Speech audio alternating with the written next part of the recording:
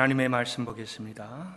다니엘서 3장 24절부터 30절의 말씀입니다. 제 성경으로 구약 1237페이지에 있습니다. 24절부터 제가 봉독을 합니다.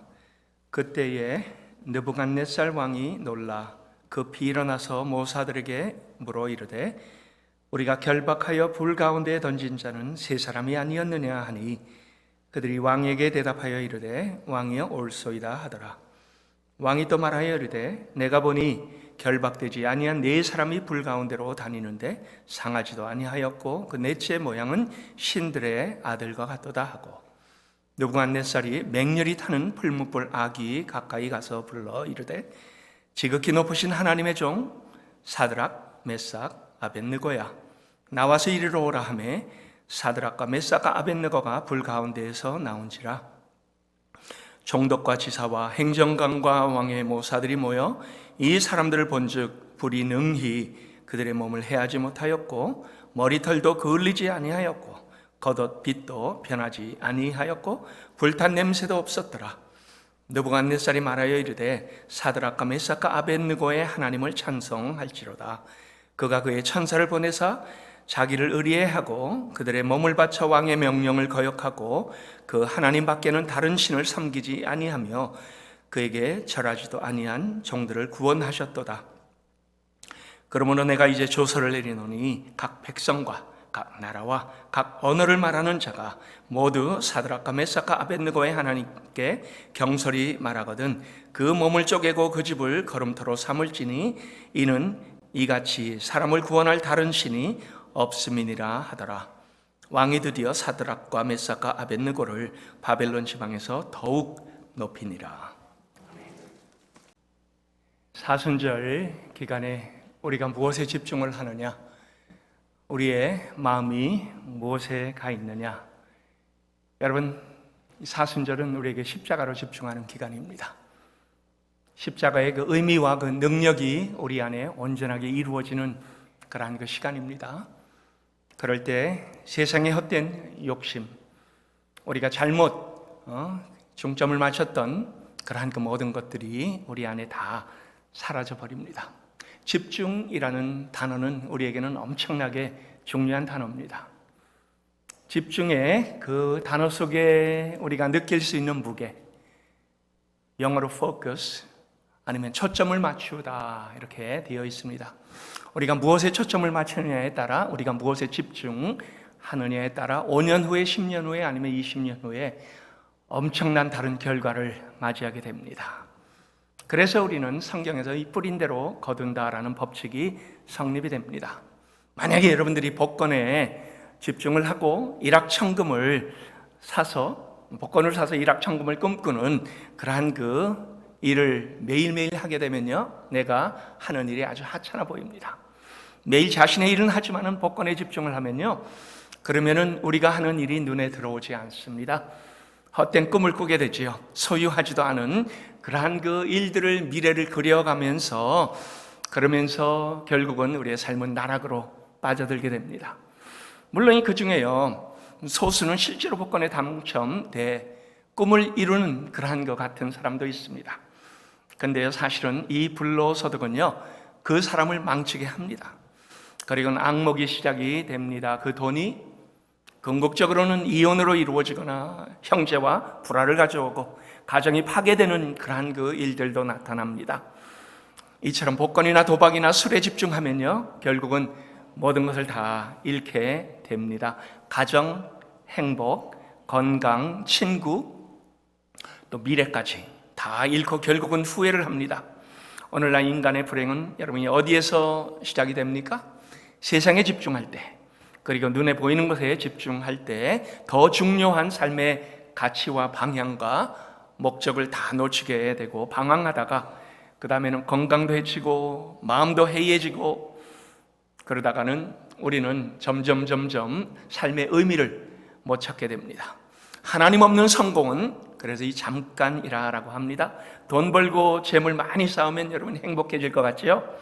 근데 세상에서 가지고 싶은 거 다 취하면요, 오히려 그것 때문에 우리가 가지고 있는 그것 때문에 불행해지고 결국 절망하게 됩니다. 이 집중이라는 이 단어, 여러분 이 단어는 우리의 마음을 움직이고 삶을 변화시키고 그 다음에 결과를 만들어내는 단어입니다. 아마 우리 모두 학교 다닐 때 이러한 일 해보셨을 겁니다. 블록 렌즈를 햇빛을 통하여 종이에다가 집중을 합니다. 원이 점점 작아지고 나서 이 원이 시꺼매지죠. 근데 종이가 그때부터는 타들어갑니다. 불이 붙습니다. 집중할 때 힘이 생긴다라는 그러한 그 의미입니다. 그래서 우리는 어디에 관심을 가지느냐에 따라 거기에 힘이 생기고 그 힘은 그 다음에 결과로 나타내 주는 겁니다.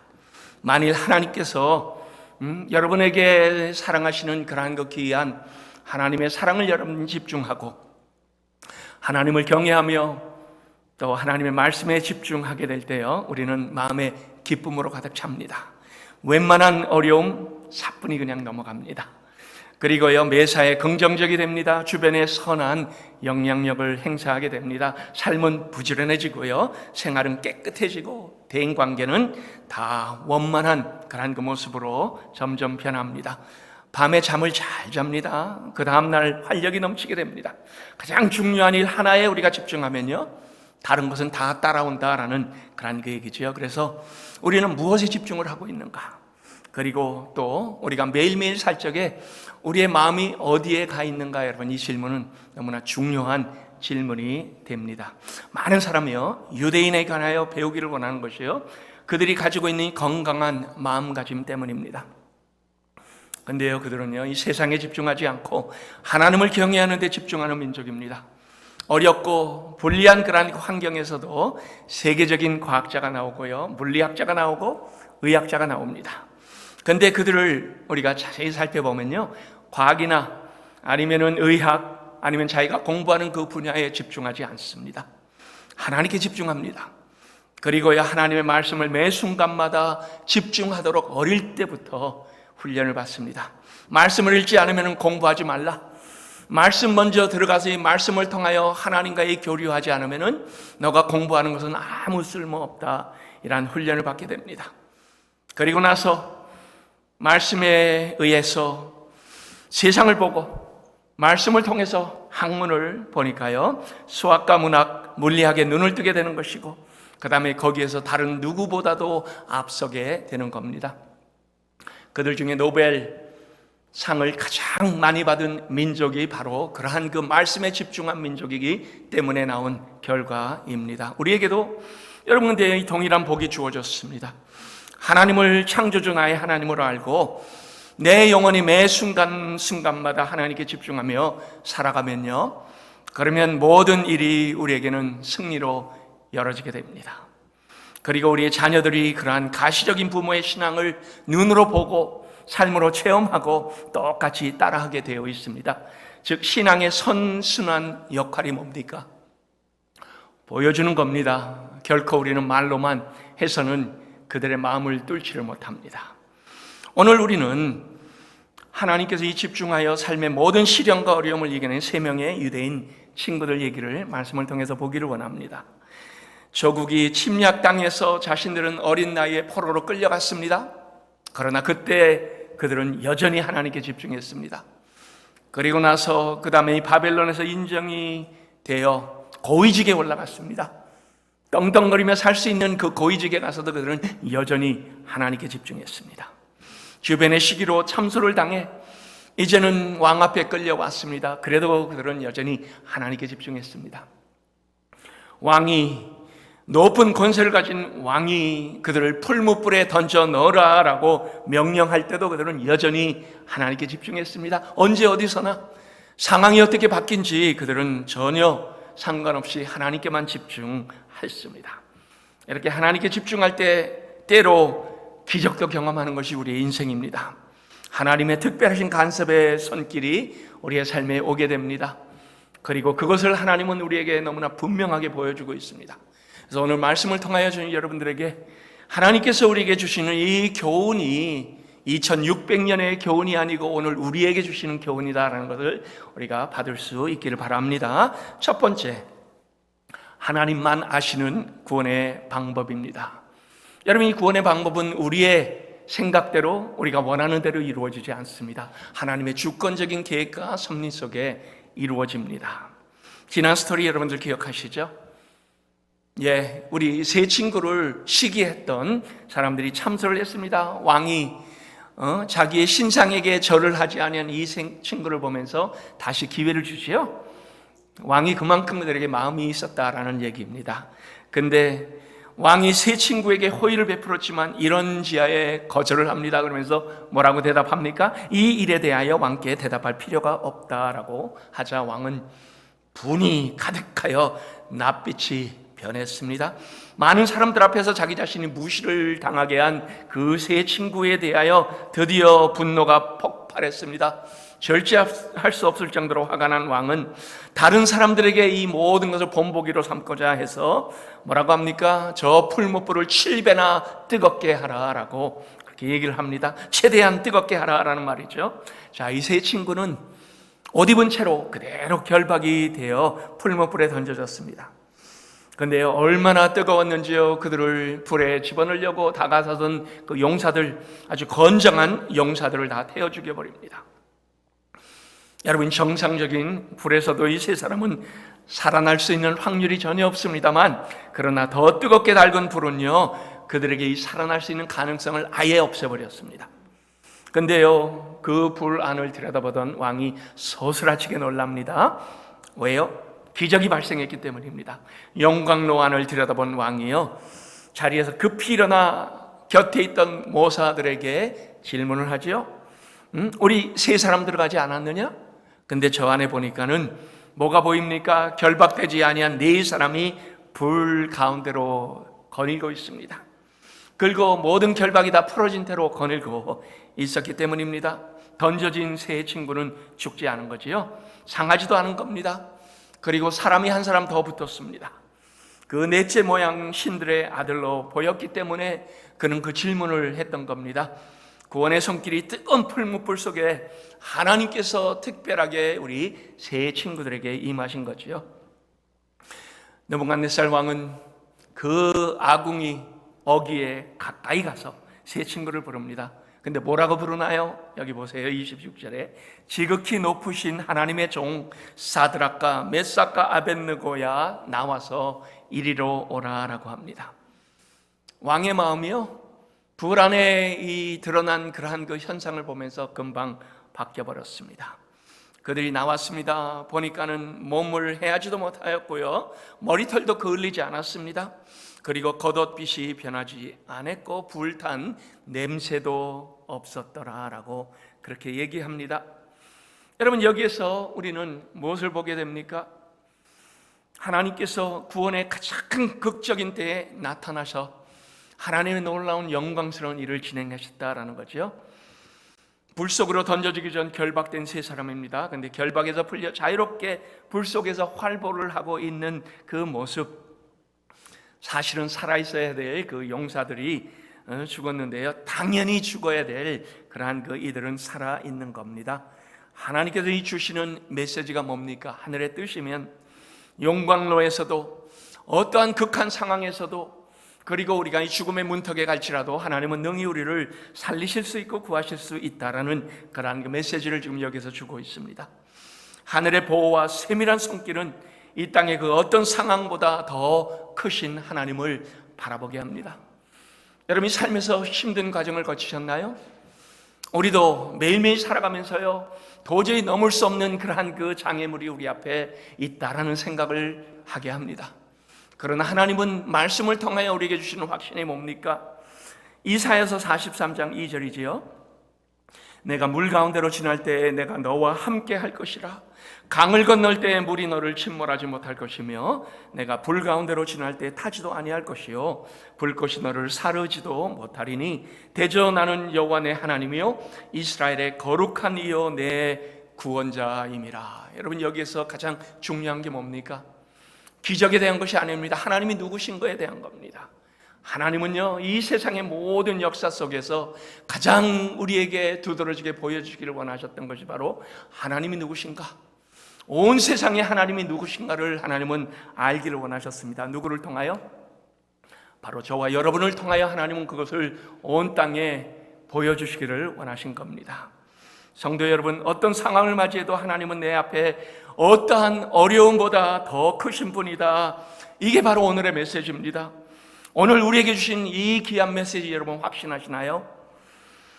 우리의 믿음은 내 열심이 아닙니다. 여러분, 때로는 우리가 열심히 해서 하나님 앞에 인정받기를 원합니다. 그러나 그것이 믿음이 아니라는 거죠. 하나님의 크심을 보고 하나님의 능력을 보고 그 하나님을 아는 그 자체가 우리에게는 무한 신뢰로 나타나는 것. 이게 바로 하나님께서 우리에게 원하시는 믿음입니다. 하나님께서 주시는 구원은 완전하시고 우리의 상상을 뛰어넘습니다. 그리고 그런 하나님은 그냥 세상의 통치권 속의 주권으로 이 땅을 이끌어 가시는 분이 아니라요, 우리의 삶에 개입하시고 우리에게 들어오셔서 우리의 삶을 간섭하시고 우리를 향한 무한한 사랑의 그 관심을 가지고 계신 분이시다. 나와 같이 아무 보잘것없는 아주 초라한 죄인밖에 안 된 우리를 하나님께서는 영광의 통치의 이 모든 주권으로 세상을 창조하신 하나님께서 우리에게 다가오셔서 우리에게 우리의 삶을 인정하시고 동행하시며 아름답게 가꾸어 주시는 하나님이시다. 뭐라고 우리를 부릅니까? 내가 너를 지명하여 불렀나니 너는 내 거야. 내가 너를 구속하니 이제는 너는 내 자녀야. 이렇게 하나님은 우리를 불러주신다라는 겁니다. 내가 너를 보배롭고 존귀하게 여기노니, 하나님께서 우리를 보시는 그 하나님의 귀한 사랑의 손길이 여러분 오늘도 여전히 우리와 함께 있다라는 겁니다. 자, 근데요, 세상은 그러한 그 능력을 나에게서 찾으려고 합니다. 세상이 어떻습니까? 능력에 집착합니다. 그리고 집중하는 것이 뭡니까? 눈에 보이는 것을 집중하지요. 근데요, 이러한 모습은 서서히 교회 안에도 들어왔습니다. 영향을 받고 우리를 오염시켜 버렸습니다. 내가 중심이 되어야 내 능력으로 모든 것을 이겨낼 수 있다라는 생각을 가집니다. 내가 힘을 가져야만 세상에 자랑할 것이 있고 내가 돈을 가져야만 인정을 받을 수 있다. 그래서요, 자신에게 집착합니다. 보이는 것에 우리는 집중합니다. 그리고 더 많이 더 높게 올라가려고 합니다. 자, 근데 오늘 말씀을 우리 보세요. 새 청년이 집중한 것이 뭡니까? 하나님이죠. 그리고 하나님께서 우리를 통하여 보여주시려고 했던 그 귀한 믿음에 그들은 집중을 했습니다. 그렇다고 그들은 하나님의 능력으로 내가 살겠다가 아니었습니다. 이러한 그 이기적인 믿음도 아니었습니다. 하나님의 계명을 그들은 그냥 삶으로 드러내기를 바란 거죠. 그 가치를 살아내려고 했던 겁니다. 하나님께서 그들을 죽음의 위기에서 물리적으로 살릴 수 있는 능력의 하나님인 것을 그들은 분명히 알았지만요, 그러나 하나님께서 그렇게 아니하실지라도 우리 지난주에 보았지요. 하나님 그렇게 안 하셔도 괜찮습니다. 그것과 관계없이 우리는 여전히 하나님의 공의와 진리를 지켜내기를 원합니다. 이게 바로 하나님께서 우리에게 원하시는 믿음이다라는 거죠. 비록 풀무불에 던져 죽을지라도 진리 수호는 하나님 앞에서 값어치가 있는 것이다 생각한 겁니다. 그리고 그것이 진정한 능력입니다. 그리고 그 능력을 하나님은 우리 세 친구만이 아니라 오늘 우리를 통해서도 세상에 보여주라라고 그렇게 요구를 하고 있습니다. 세상은 또 뭘 원합니까? 성공과 측정 가능한 결과에 집착을 합니다. 그런데요, 이것 또한 교회로 들어와서 우리를 오염시키고 있습니다. 우리는 하나님을 향한 믿음에 대한 보상, 그래서 우리가 열심히 하면 하나님께서 불구덩이에서 구해 주실 것이다 이렇게 생각을 합니다. 그런데요, 여러분, 우리가 이렇게 하면 하나님께서 저런 은혜를 주실 것이다 이렇게 미리 계산하는 것 우리가 뭐라고 합니까? 보상심리라 이렇게 얘기합니다. 그런데 신앙은요, 우리가 보상을 받기 위한 그러한 그 마음의 동기로 하나님을 믿고 하나님을 따르는 것이 절대로 아닙니다. 우리에게 주시는 하나님의 참 보상이 뭡니까? 세상 그 무엇과도 바꿀 수 없는 하나님의 임재입니다. 그리고 하나님께서 우리를 이 육신적으로 아니면 우리를 경제적으로 아니면 우리를 세상에서 그 힘들고 어려운 데서 아니면 때로는 우리의 질병에서 구원해 주실지 아닐지, 여러분, 그것은 우리의 계산 속에 들어가 있는 것이 아닙니다.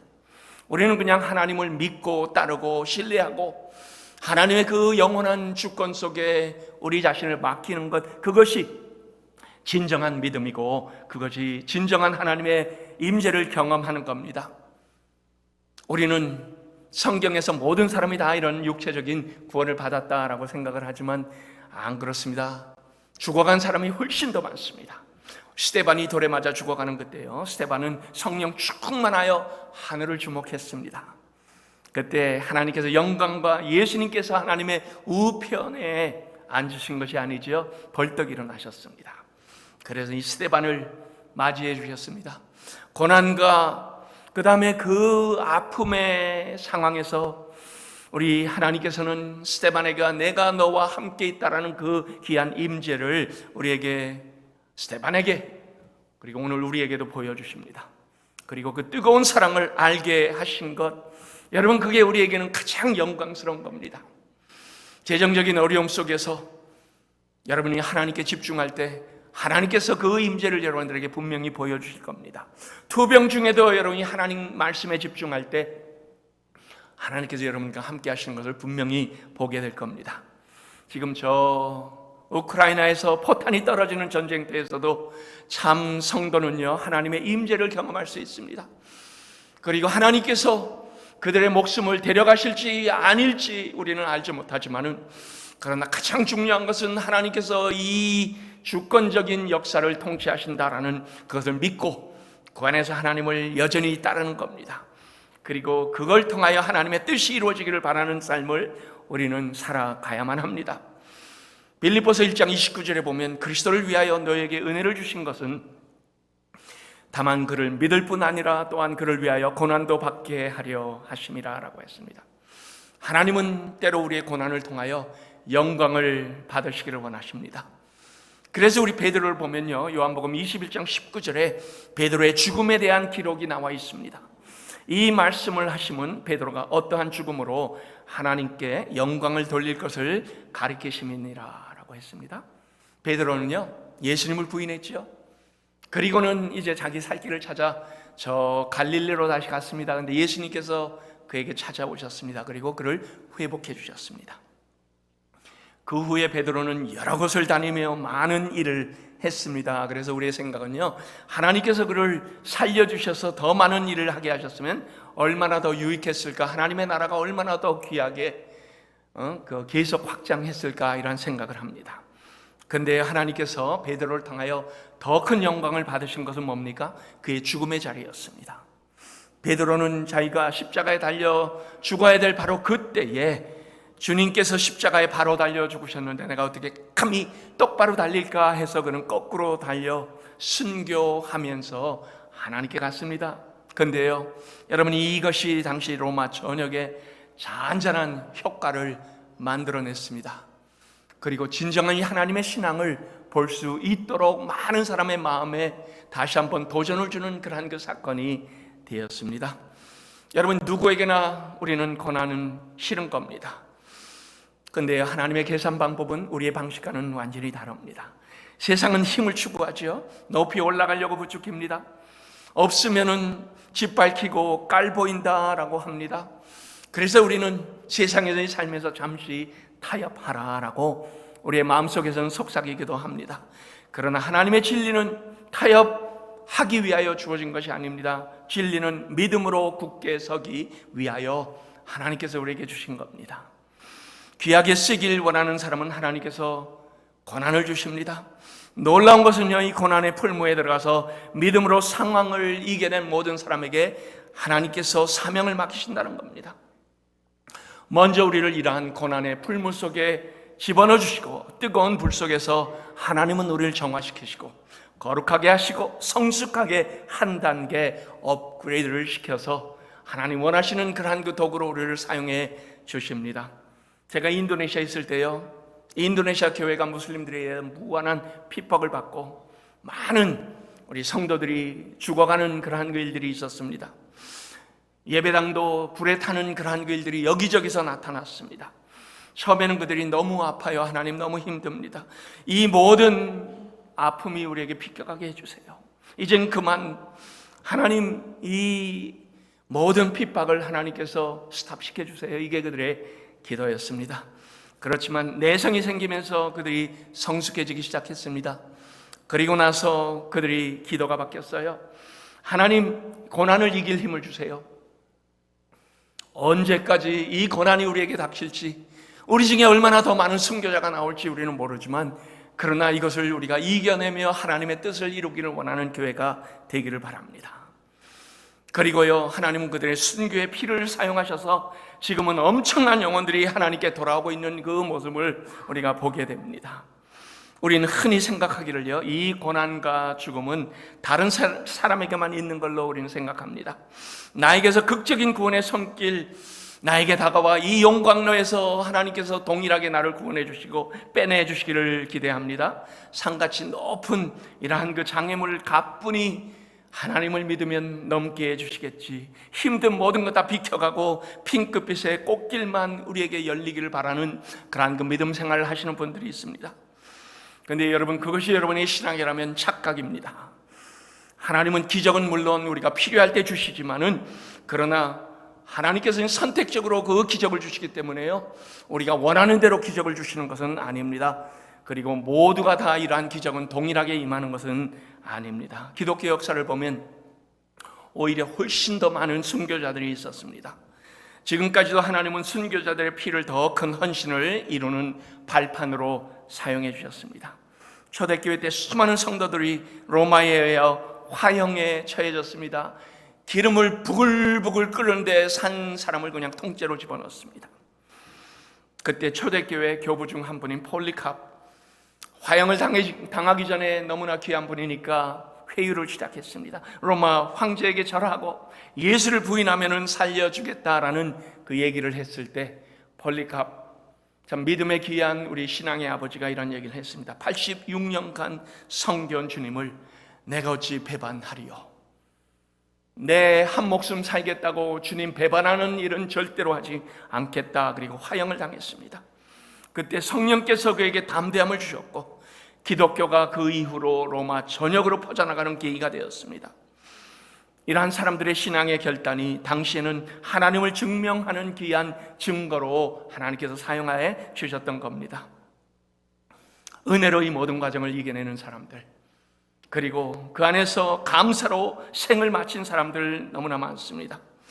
하나님은 실수가 없으신 하나님입니다. 모든 것이 합력하여 선을 이루시는 분이십니다. 그래서 우리에게는 하나님께서 우리에게 무엇을 하실지 우리는 가늠할 수 없지만, 그러나 제일 중요한 것은 믿음으로 하나님을 바라보는 겁니다. 그리고 믿고 의지하고 그 믿음의 결단이 우리 영생교회를 온 이 주변에 있는 지역뿐만이 아니라 세계 전체에 하나님을 드러내고 증거하는 귀하게 쓰임받는 우리 교회가 될 수 있기를 예수 그리스도의 이름으로 축원합니다. 두 번째 보니까 불 속에 네 번째 사람이 나와 있습니다. 풀무불에 던져진 세 친구가 불 속에서 밖에 있는 사람들이 다 보일 정도로 상함이 없이 걸어다니고 있었습니다. 그런데 그들과 함께 네 번째 사람이 보입니다. 왕이 그 모습에 놀라요. 여러분, 우리는 이 불 속에 있는 네 번째 사람에 대하여 관심이 굉장히 많습니다. 그리고 그동안의 교회 역사 속에서 이 네 번째 사람이 누군가라는 그러한 그 얘기들이 굉장히 많았습니다. 그런데 보세요, 느부갓네살 왕이 불 속에 있는 사람을 뭐라고 부릅니까? 신들의 아들과 같도다라고 이렇게 부르죠. 물론 우리 유대교에서는요, 모든 학자들이 그 사람을 천사라 그렇게 얘기를 합니다. 왜요? 유대인은 메시아의 현현을 믿지 않기 때문입니다. 그러나 기독교에서는 이 네 번째 사람을 미리 우리에게 육신을 가지고 다가와 주신 예수님이다, 미리 현현하신 에피파니, 즉 미리 인간의 모습을 가지고 이 땅에 와서 하나님의 그 고귀한 역사의 구원을 보여주시는 그러한 그 하나님의 계획적인 그러한 그 사건이다라고 얘기를 합니다. 여러분, 구약 성경에는 이렇게 사람의 형상으로 미리 나타난 예수님, 그리고 그 안에 담겨져 있는 메시지가 많이 있습니다.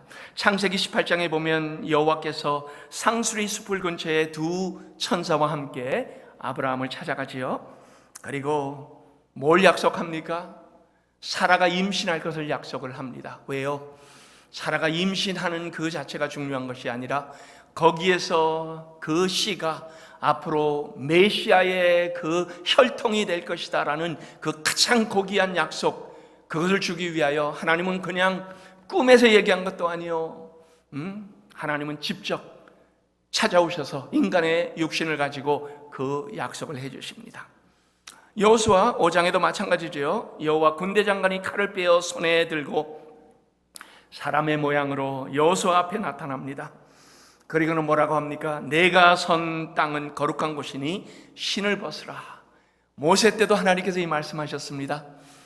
떨기나무에서 모세가 가까이 다가가니까 모세에게 너가 선 곳은 거룩한 곳이니 내 발에서 신을 벗으라. 여호수아에게 하나님께서 동일한 말씀을 하십니다. 그리고 뭘 약속합니까? 승리를 약속합니다. 그냥 승리가 아닙니다. 그냥 저 가나안 땅을 너에게 주겠다가 아닙니다. 가나안 땅을 통하여 앞으로 올 메시아를 보여주기 위하여 하나님께서는 인간의 모습으로 직접 나타내 주신 겁니다. 이와 같이 신학적으로 우리는 에피세니, 공적으로 나타나신 구약에서의 사람의 형상으로 현현하신 예수 그리스도를 보게 됩니다. 이것은 아주 중대한 메시아적 예언입니다. 그리고 앞으로 오실 예수님 그 사역이 무엇이고, 그 다음에 또 예수님을 통하여 이루실 일에 대한 진가를 보여주시는 그러한 그 구약 속에서 가장 성경의 모든 중심에는 바로 예수 그리스도의 십자가가 있다는 것을 보여주기 위함입니다. 자, 우리 본문 속의 그럼 의미가 무엇입니까? 하나님께서 친히 개입하셔서 신앙으로 굳건한 새 친구를 보호해 주신 겁니다. 근데 거길로 끝나면 안 됩니다. 그것도 하나님께서 어떤 방식으로 그들을 구원하십니까? 북쪽에서 찬 바람을 불게 하셔서 풀무불을 끄신 것이 아니지요. 강한 폭우를 쏟아부어 주셔갖고 그래서 그 풀무불을 다 꺼지게 만든 것도 아닙니다. 오히려 극렬한 풀무불 속에 하나님께서 예수 그리스도의 모습으로 친히 들어가서 함께 하시면서 보호해 주신 겁니다. 그래서 이 의미는 우리에게 남다릅니다. 하나님 보내주신 사자, 즉 예수님을 통한 구원의 예표입니다. 구약에서는 예수님을 가르치는 모든 구절을 우리는 다 예표라 그렇게 얘기합니다. 그리고 구약에서는 예수님이 가장 집중되는 그런 그 메시지입니다. 그래서 바로 예수님을 통한 구원의 예표를 통하여 세 사람을 구원을 했습니다. 하나님은 그의 백성을 보호하시고 불의에서 구원하신다는 메시지가 바로 이 안에 담겨져 있습니다. 친히 하나님의 손으로 생명을 온전하게 구하신다는 메시지는요, 신약에 와서 더 분명해집니다. 근데요, 여러분, 이것은 결코 그냥 육신의 보호가 아닙니다. 육신의 생명은 한번 보호받고 후에는 다시 죽습니다. 이 세 친구도 아마 구원을 받고 나서 그 다음에 어느 시점에 다시 죽었습니다. 그래서 육신의 보호가 성경의 궁극적인 의도가 아닙니다. 육적인 생명을 구원하시려는 하나님의 목적도 전혀 아닙니다. 목적이 뭡니까? 온 인류를 구원하실 수 있는 참 하나님이 누구신가? 하나님의 능력이 어디에 있는가? 그리고 모든 민족이 그 구원을 받기를 원하시는 것이 바로 하나님께서 구약과 신약을 통틀어서 우리에게 보여주시는 그러한 그 가장 귀한 성경에 나타나는 하나님의 의도입니다. 디모데전서 2장 4절에 이런 말씀이 있지요. 하나님은 모든 사람이 구원을 받으며 진리를 아는 데 이르기를 원하시느니라. 여러분, 당시 느부갓네살 왕은요, 교만하여 자신의 형상에 절하지 않는 세 친구에게 이렇게 물었습니다. 능히 너희를 내 손에서 건져낸 신이 누구겠느냐? 내가 신보다 더 능력 있고 내가 훨씬 더 힘 있는 왕이 아니겠느냐라는 교만한 그러한 그 말입니다. 이것은 하나님을 대항하는 아주 교만하고 건방진 선포입니다. 자, 여기에 대하여 하나님의 응답이 뭡니까? 뜨거운 불 속에서 어떤 해도 받지 않고요, 불에 탄 냄새도 없이 겉옷조차 아주 멀쩡하게 하나님께서 온전한 구원을 모든 보는 사람들 앞에 내보여 주셨습니다. 그리고요, 그걸 통하여 그 낙성식에 참석했던 모든 민족들, 모든 국가에서 대표로 왔던 이 모든 사람들이 그것을 보게 되었습니다. 아니에요. 그들만 본 것이 아니죠. 그리고 어떤 변명조차 할 수 없는 완전한 구원이 그들 눈앞에 펼쳐진 겁니다. 느부갓네살 왕은 하나님의 구원을 드디어 인정하고 하나님을 찬양하면서 조서까지 내립니다.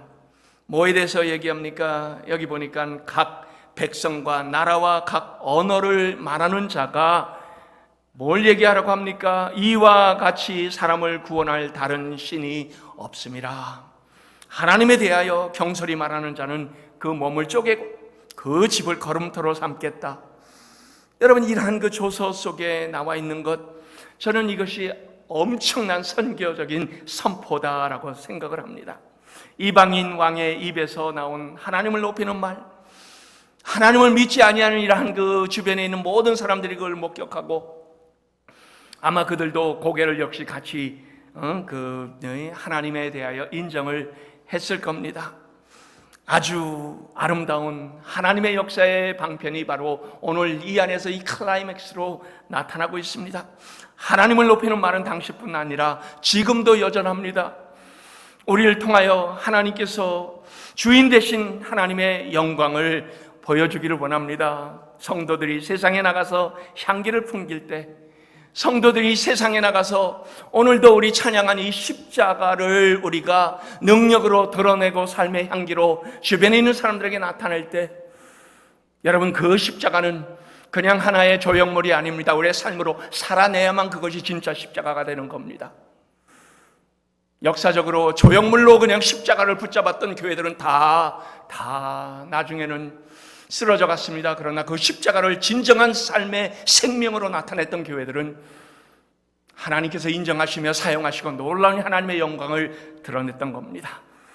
저는 세상이 그 모습에서 하나님을 보게 되는 것, 바로 우리가 그 일을 감당할 때 세상은 인정을 하고 하나님을 믿게 되고 하나님의 그 아름다움을 느끼게 됩니다. 그리고 우리는 세상을 바꾸고 주변에 선한 영향력을 행사하는 사람이 됩니다. 즉, 기적이 목적이 아닙니다. 하나님의 영광이 목적입니다. 여러분, 우리는 기적만을 보면 안 됩니다. 그 안에서 하나님께서 내 이름이 온 땅에 알게 하리라, 하나님께서 우리에게 주신 이 귀한 목적은 오늘도 여전히 진행형 안에 들어 있습니다. 하나님은 오늘도 이 일을 하고 계십니다. 불 가운데 있는 자들을 구원하기 위하여 아들을 구약에서 미리 보내주셨던 하나님께서는 이제 죄 가운데, 신약에서 죄 가운데 있는 인생들을 구원하기 위하여 성육신으로 아들을 우리에게 보내셨습니다. 구약의 기적만이 기적이 아닙니다. 우리의 구원도 기적 중의 기적입니다. 하나님은 풀무불보다 더 뜨거운 영원한 형벌, 그 형벌 속에서 우리를 구원해 주신 거지요. 이 놀라운 기적으로 우리는 이 땅에서 감사로 살아갑니다. 그리고 예수님의 그 십자가와 부활, 그걸로 인하여 우리는 승리했고, 그 승리에 우리가 포함되었기 때문에, 영생교회도 그 승리에 포함되었기 때문에 하나님은 우리 교회를 바로 그러한 모습으로 사용해 주시는 겁니다. 여러분, 세상의 악이 이기는 것 같아요? 잠시입니다. 그들이 권세를 가지고 있는 아주 잠시 동안에는 승리한 것처럼 보일 수 있습니다. 그러나 세상을 창조하신 하나님께서 역사를 주관하시기 때문에 궁극적인 승리는 결국 하나님과 그 자녀들의 것이 됩니다. 결론을 내겠습니다. 저는 3월달 들어 3번의 장례식을 집례를 했습니다. 물론 가족들이 원치 아니해서 전 교회에 알리지 않고 진행한 그러한 그 장례식도 있습니다. 그런데 거기에 이 두 가지의 뚜렷한 다른 모습을 보았습니다. 믿음의 가정들의 장례, 그리고 그렇지 않은 분들의 장례, 분위기가 너무나 다른 것을 확인합니다. 소망이 있는 장례, 그것이 있는 반면에 그렇지 아니한 장례식도 있습니다. 우리 영생교회 등록했다가 7, 8년간 장기 결석하신 분, 부친이 돌아가신 후에요, 교회에 연락이 왔습니다. 장례식을 부탁합니다. 목사가 없이는 할 수 없으니까 그냥 저에게 요식행위로 목사를 부른 겁니다. 저는 물론 알죠. 고인도 제가 한 번도 본 적이 없어요. 가족들도 제가 한 번도 본 적이 없습니다. 그러나 저는 갔습니다. 왜요? 그들에게 복음을 전하기 위하여. 그래서 가서 간절한 마음으로 복음을 전했지만은 반응이 아주 싸늘합니다. 인생의 가장 마지막 순간에 우리에게 가장 중요한 것이 무엇입니까? 말씀을 전했지만요, 그러나 세상의 성공만을 위하여 달려갔던 이분들에게는 영적인 말씀이 귀에 들어오지 않습니다. 그냥 튕겨져 나옵니다. 여러분, 이러한 분위기를 가장 예민하게 아는 사람이 누굽니까? 목사지요. 저는 이 말씀을 전할 때 여러분들의 반응이 어떤가도 제 마음으로 분명히 알 수가 있습니다. 반면에요, 하나님을 높이고 고인의 신앙적인 걸음을 기억하는 감사의 장례 예배도 있었습니다. 천국의 소망이 이 땅에서의 죽음의 공포보다 더 강했던 그 예배, 그리고 그걸 통하여 하나님의 영광이 나타나고, 그리고 우리의 마음에 귀한 감동을 줍니다. 그렇게 살았던 분들은요, 천국 입성하시고도요, 우리에게 많은 삶의 향기를 남기고 가시고 여전히 좋은 도전이 됩니다. 성도 여러분, 여러분이 이 땅을 떠나면서 어떤 모습으로 떠나시기를 바라세요? 어떤 모습으로 남겨져 사람들에게 기억되기를 바랍니까? 세상의 귀한 하나님의 사랑을 우리는 전해야 합니다. 불 속에 들어가서라도 세상의 십자가를 통한 하나님의 사랑을 널리 전하리, 이것이 우리 교회의 사명입니다. 이러한 귀한 사명에 쓰임받는 우리 영생교회 될 수 있기를 예수 그리스도의 이름으로 축원합니다.